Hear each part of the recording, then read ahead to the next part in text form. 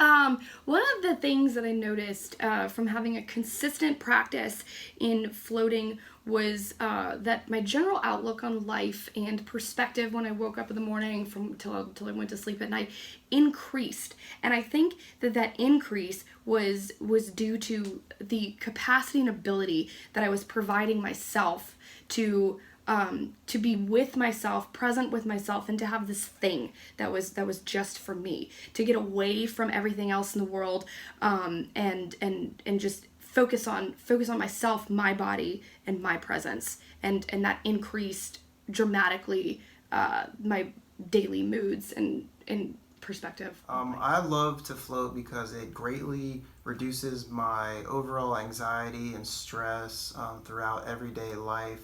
I work in mental health services in the mental health field, and it makes me helps me to be more responsive to my clients rather than reactive.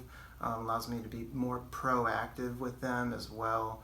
I also do a lot of meditation type practices outside of work. So I kind of use the float therapy as a way to kind of advance my meditation practices. I do a lot.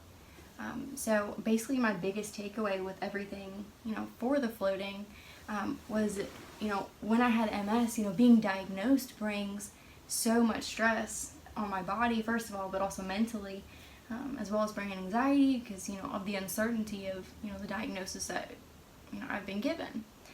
So while floating, I was able to come here and get into that meditative state and just calm down. So Ehlers-Danlos syndrome is a condition that causes a lot of pain in my joints and stiffness in my body, and flotation therapy has been a wonderful therapy to incorporate into my life to help with those aches and pains. So it causes the inflammation in my body to reduce so I don't have that pain throughout my day. It causes me to have a wonderful night's sleep, so I feel very refreshed and rejuvenated both the next day and throughout my week. It has incredible benefits for stress and anxiety and my emotional state. It just is wonderful to be able to unplug, and I feel just very rejuvenated. Well, I'm a professor at Virginia Union and VCU. I do a lot of writing, and so because of all that, I have quite a bit on my plate.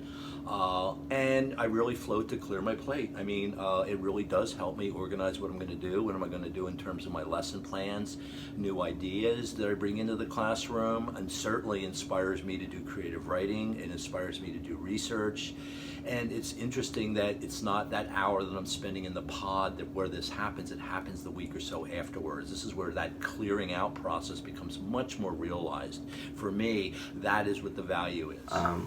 Before floating, I used to have anxiety attacks, and since I stopped floating, some of those attacks have been coming back. Not exactly they've been coming from school, not only from homework, but from people at school that I find really stressful and hard to work with. Yeah. Did you have any of those anxiety attacks during the 9 weeks of floating? No, not at all.